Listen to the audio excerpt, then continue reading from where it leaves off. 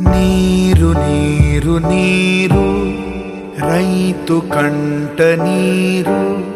నమస్తే, welcome to our channel ప్రజానాడి. Telangana ప్రభుత్వం అందగత్తల మీద ఉన్న సోయి ఆరుగాలం కష్టపడి పండించిన రైతన్నల మీద లేకపాయి. ఎందుకు ఈ విషయం చెప్తున్నానంటే, ఇప్పుడు తెలంగాణ ప్రభుత్వం ఏం చేస్తున్నది, అందగత్తల గురించి ఏదో అంగు ఆర్భాటాలు చేస్తూ ఉన్నది. తలుపుమన్న తారలని ఒక ఐటెంలో వస్తూ ఉన్నాయి.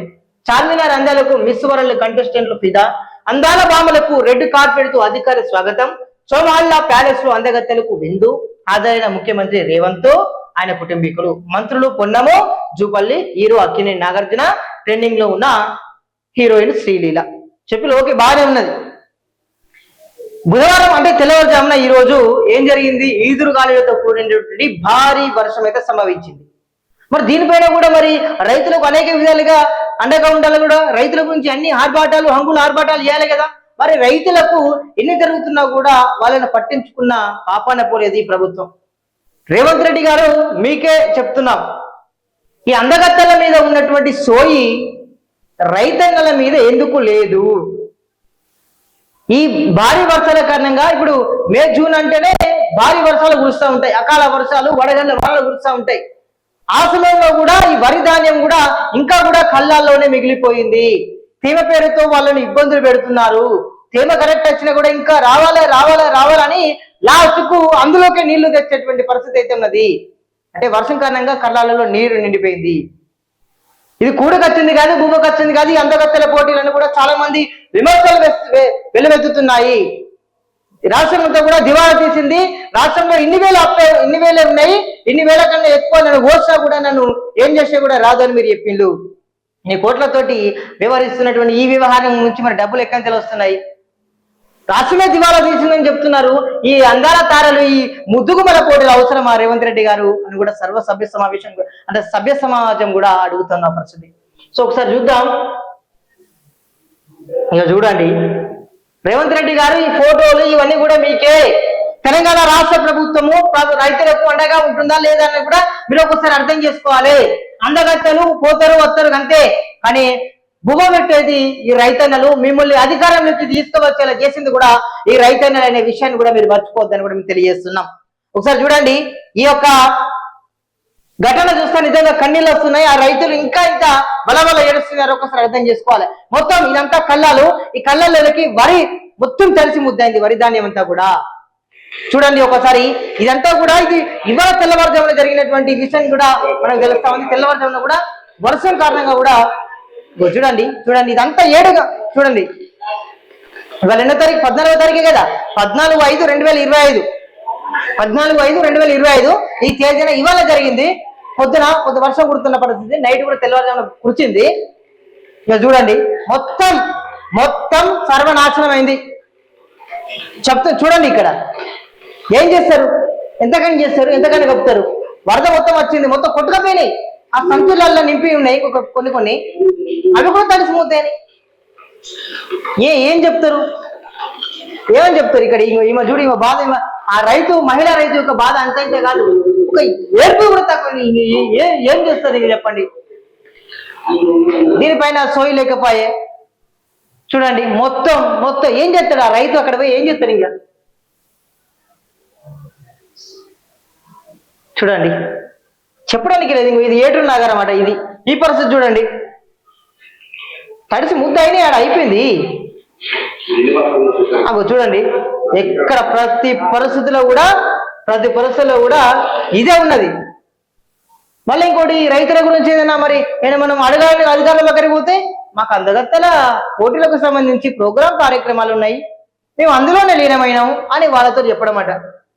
మీరు చేసుకోండి బాసు, మీరు చేసుకోండి, కానీ రైతులను మీరు ఇబ్బందులు పెట్టకండి. ఇప్పటికీ కూడా కొన్ని చోట్ల రేవంత్ రెడ్డి గారి ప్రభుత్వం వరి ధాన్యం కొనుగోలు కేంద్రాలు ప్రారంభం అవ్వగా అక్కడ అరకొర వసతులతోటి రైతులంతా కూడా ఆగమాగం అవుతున్నారు. ఇప్పటికే పరదాలు వేస్తున్నాయి, నిజంగా సెంటనరీ ఒప్పుకోవచ్చు, కానీ వేరే చోట్ల ఈ పరదాలు కూడా లేవు. మరి పరదాలు రైతులే మరి వాళ్ళు ఇచ్చినది తెలియదు, కానీ కంపల్సరీ కొనుగోలు సెంటర్లలో తప్పనిసరి ఇవన్నీ ఉండాలి. బారదంతో సహా అదే పరదాలతో సహా టార్పలతో సహా అన్ని ఉండాలి. కానీ ఇక్కడ కూడా లేవు. పౌర సరఫరాల శాఖ ఏం చేస్తుంది? వ్యవసాయ శాఖ ఏం చేస్తుంది? రావడం పోవడం, సంతకాలు పెట్టుకోవడం, బయోమెట్రిక్ వేయడం, పోవడం, అంతేనా ఇది? ఇప్పటికి కూడా కాదు. ఏమనంటే తేమ పేరుతో ఇబ్బందులు పెడుతున్నారట.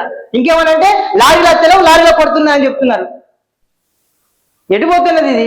రైతులకు అండగా ఉండాల్సిన మనం ఇట్లా బాధ్యత రహితంగా ఎట్లా నిర్వర్తించడానికి కొంచెమైనా ఎట్లా మనసు వస్తుంది మీకు? ఇప్పటికైనా రేవంత్ రెడ్డి గారు ఈ అందగత్తల పోటీలను కొంచెం మీరు రాండ్రి. ఆల్రెడీ వాళ్ళని కళ్ళారా చూసింది కదా మీరు పక్కకు రాండి. పక్కకు వచ్చి ఇప్పుడు రైతులు ఎంత బాధలు పడుతున్నారో మీరు వాళ్ళ గురించి మీటింగ్ పెట్టండి. మీ ఏదైతే అగ్రికల్చర్ సంబంధించి కార్యదర్శులా లేకపోతే సెక్రటరీ ఉంటాయి కదా, ఏపీసీ వాళ్ళతో కూడా మాట్లాడండి. మీరు ఎంత నష్టమైంది, ఇంత ఉంది, పౌర సరఫరా కూడా మాట్లాడండి, మంత్రితో మాట్లాడండి, సమీక్ష చేయమని చెప్పండి.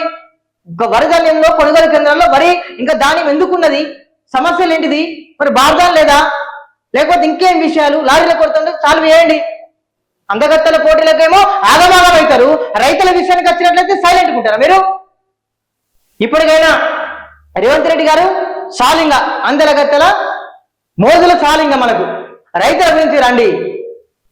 చూసారు కదా మనం ఎంత మన వరిధాన్యం కొనుగోలు కేంద్రాల్లో వరిధాన్యం ఎట్లా తడిసి ముద్దయిందో. అట్లనే పోతే మరి మనం భూమి ఎవరు పెట్టాలి? మన భూమి ఎట్లా రావాలి? కొంచెమైనా అది ఉండాలి కదా. కొన్ని వారం రోజుల నుంచి 10 రోజుల నుంచి వెళ్ళి అత్తాలు పోతాలని హడావుడి చేసిండు, కాలయాపన చేసిండు, డబ్బులు కూడా వృధా చేస్తున్నారు. నన్ను కోస్తా కూడా రాదని మీరే చెప్తాంటారు. ఇది మరి ఇది కూడా వృధానే కదా. దీనిపైన ప్రతిపక్షాలు కూడా ఆరోపిస్తున్నాయి. వాస్తవమే, రైతులంతా కూడా లబోదిబ్బమంటున్నారు, అల్లారిపోతున్నారు, ఆత్మహత్యల పాలవుతున్న పరిస్థితి. దీనిపైన మీకు ఎందుకు మరి వస్తలేదు? ఇప్పటికైనా రేవంత్ రెడ్డి గారు అందగత్తెల ఆ పోటీలు మీరు పక్క పెట్టుకోండి. సరే, అవి అర్థం ఇంకా ఆల్రెడీ అయిపోయింది. వాటి గురించి అంగవారి పాటలు వేసేది కదా, రామప్ప కత్తాలంటే పోనీ కూడా. కానీ ప్రతి జిల్లాల్లో రైతులు ఆగమైండ్రు. వరిధాన్యం కొనుగోలు కేంద్రాల్లో తడిసి ముద్దయింది. ఆ రైతులు ఆత్మహత్యల పారవబోతారు ఇంకా. ఎందుకంటే ఆరుగాలం కష్టపడి పండించినటువంటి పంట చేతికి వచ్చి కూడా కళ్ళ వెంటనే తడిసి ముద్ద అయితే ఆ రైతు బాధ ఎట్లా ఉంటుందో మీరు ఒకసారి ఆలోచించాలి. ఇప్పటికైనా రేవంత్ రెడ్డి గారు తడిసిన ప్రతి ధాన్యాన్ని కూడా, ప్రతి గింజను కూడా మీరు కొనుగోలు చేయాల్సిన బాధ్యత ఉంది. వారందరికీ అండగా ఉండాల్సిన ఆవశ్యకత ఉంది. రైతు అధికారులుగా మీరు ఇంకా మోసంలో కూడా బయటికి రారి. వాళ్ళు పోతారు, అచ్చులు పోతారు. మీరు వాళ్ళకు విందులు, మటన్లు, చికెన్లు, ఇవి అవి వేసులు కాదు. రైతులకు మీరు అండగా ఉండండి. ఏదో ఉంది కదా, అవేక భూమి పెట్టినాడు సినిమాకు బంగారు గాజులు తొడిగించినట్టున్నది కదా. వాళ్ళు ఎవరో వస్తారు పోతారు. ఇక్కడ నీకు భూమి పెట్టేది ఎవరు? రైతున్నా కాదా? కొంచెం ఉండాలి కదా మీకు.